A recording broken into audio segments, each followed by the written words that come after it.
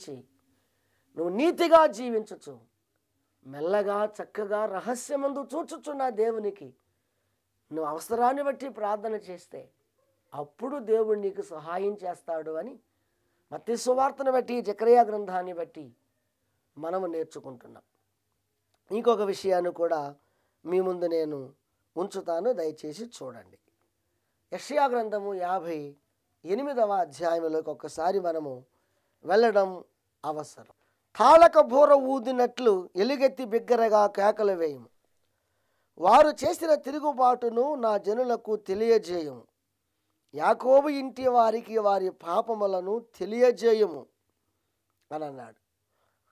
తాళక బూర ఊదినట్లు అంటే ఆగకుండా బూర ఏకముగా ఊదుతూనే ఊదినట్లుగా బిగ్గరగా ఎలుగెత్తి కేకలు వేయము అన్నాడు దేవుడు యెషయా ప్రవక్త ద్వారా.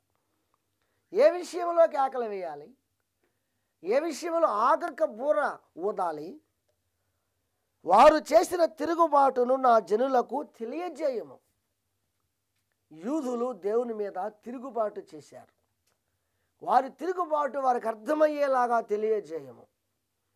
తరువాత యాకోబు ఇంటి వారి పాపములను తెలియజేయము, బూర ఊదినట్లు చేయము అన్నాడు.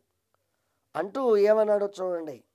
ఇక వెళ్ళి వాళ్ళు చెప్పటం మొదలుపెట్టారు. ఇక్కడ కూడా దేవుడు ఎత్తి చెప్పాడు, తమ దేవుని న్యాయ విధిని విడువక నీతిని అనుసరించువారైనట్టు అనుదినము వారు నా యొద్ద విచారణ చేయుచు నా మార్గములను తెలుసుకొన్న నిచ్చ కనపరచుదురు. తమకు న్యాయమైన తీర్పులు తీర్చవలనని వారు అడుగుదురు. దేవుడు తమకు ప్రత్యక్షుడు కావాలనని నిశ్చయింతురు.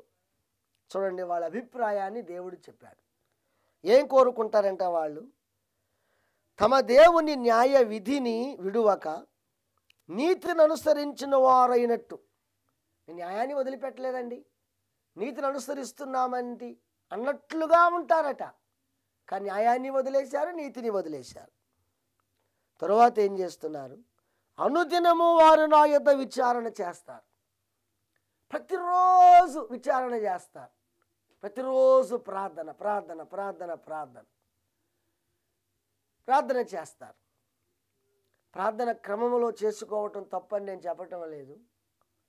కానీ ప్రతిరోజు వారు అదొకలాగా ప్రార్థన చేయటం చేస్తూ వాళ్ళు ఏమంటారట? నా మార్గములను తెలుసుకొన నిచ్చ కనపరచుదురు. యేసయ్యా నీ మార్గాలు మాకు బయలుపరచయ్యా, యేసయ్యా నీ రూటు మాకు బయలుపరచయ్యా, యేసయ్యా నీ విధానం మాకు తెలియపరచయ్యా. ప్రతిరోజు చూసే వాళ్ళకి ఏదో ఒక అమ్మో ఏం చేసా అన్నట్లేదు. తరువాత తమకు న్యాయమైన తీర్పులు తీర్చవలనని వారు అడుగుదురు. మాకు న్యాయంగా తీర్పు తీర్చయ్యా, న్యాయాలు జరిగించయ్యా. తరువాత దేవుడితో ప్రత్యక్షుడు కావాలని ఇచ్చయించుదురు. నాకు కనపడయ్యా, మాకు కనిపించయ్యా, మాకు చూడాలని ఆశగా ఉన్నదయ్యా అని వారంటారు. దానికి దేవుడు ఉపవాసం ఉండగా ఎందుకు చూడవు అని వీళ్ళు అంటున్నారట. దేవుడు ఇలా చెబుతున్నాడు, మేము మీ ప్రాణములను ఆయాసపరచు కనుక నీవెందుకు లక్ష్య పెట్టవు అని అందరు వాళ్ళు అంటున్నారు. అట్లా దీనికి దేవుడు జవాబు ధీటుగా ఇచ్చాడు. ఉపవాస దినమున మీరు వ్యాపారము చేయుదురు, మీ పనివారి చేత కఠినమైన పని చేయించుదురు, కలహపడుచు వివాదము చేయుచు అన్యాయం గుద్దులాడుచు ఉపవాసం ఉందరు. మీ కంఠధ్వని పరమున విడమన్నట్లుగా మీరు ఇప్పుడు ఉపవాసం ఉండరు.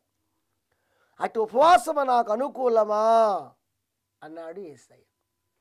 అంటే మరి ఎలా చేయాలో ఉపవాసం చక్కగా చెప్పాడు. దయచేసి మీరు ఆలకించండి. ఏం చేస్తున్నారు వీళ్ళు? ఉపవాసమే, వ్యాపారమే. ఉపవాసమే.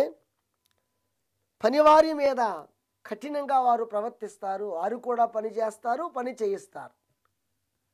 ఆ తరువాత కలహాలు పడతారు, వివాదాలు రేపుతారు, అన్యాయంగా గుద్దులాడుకుంటారు, మళ్ళీ ఉపవాసం ఉంటారు. కంటదని ఏదో వినబడేలాగా రహస్యము చూసే తండ్రికి అనుకూలంగా వారు ఉపవాసం చేయట్లేదు. ఇట్టి ఉపవాసము నాకు అనుకూలమా అన్నాడు దేవుడు. కాబట్టి ఉపవాస ప్రార్థన చేసేవారు ఎంత క్రమముగా, ఎంత చక్కగా, ఎంత మంచిగా చేయాలో చక్కగా యేసయ్య చెప్పారు. ఆ తరువాత ఉన్న వచనాలలో గోనె పట్టె కట్టుకొనుట, బూడిద చల్లుకొనుట, జమ్మి వలె తలదించుకొనుట ఇవి కూడా నాకు అవసరం లేదు అనంటూ కింద వచ్చే అధ్యాయం అంతా మీరు చదవండి. చాలా చక్కటి విషయాలు ఉన్నాయి. బీదలను ఆదరించుట, దేవుణ్ణి మనస్సు కలిగి ఉండుట, యథార్థముగా ప్రవర్తించుట, వారిని వారు తగ్గించుకొనుట, రహస్యమందు చూచుచున్న తండ్రికి వినబడేలాగా ప్రార్థన చేయుట, డాబుసరి, డంబాసారము, లోక విధానము, వేషధారణ, గొప్పతనము ఇవన్నీ కూడా మనుషుల మెప్పు లేకుండా చూచుకొనుట ఉపవాసం మనకు నిజమైనటువంటి నిదర్శనం.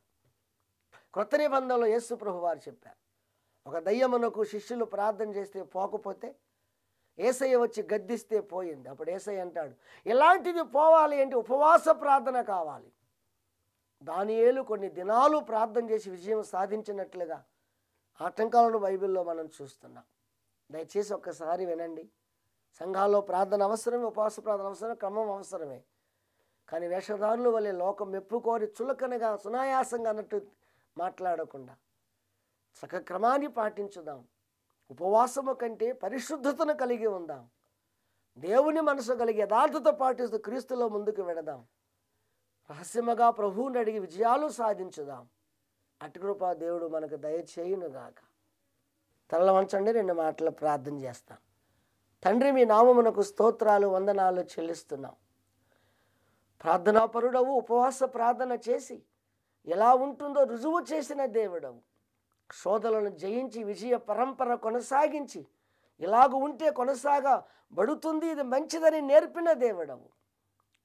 ప్రభువా, ఈ ప్రార్థన మీద ఇచ్చిన సందేశం నీరు కట్టి పల్లింప చేయండి.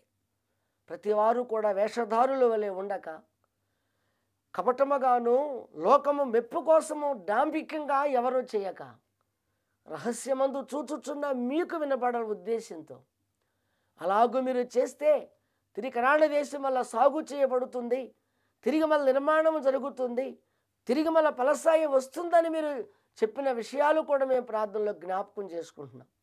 ఆ రీతిగా కూలిపోయిన కుటుంబాలు కట్టబడ్డానికి, విడిపోయిన వారు మళ్ళీ అతికించబడ్డానికి, నష్టపోయిన వారు తిరిగి మళ్ళీ వృద్ధి చెందడానికి, తగు భక్తి చేస్తూ చక్కగా ముందుకు వెళ్ళగలగడానికి, అనేక విజయాలు సాధించడానికి సహాయం చేయమని, మా ప్రార్థన ఆలకించి కృప చూపమని నడిపించుమని యేసు నామమున వేడుకొనుచున్నాము తండ్రి. ఆమేన్.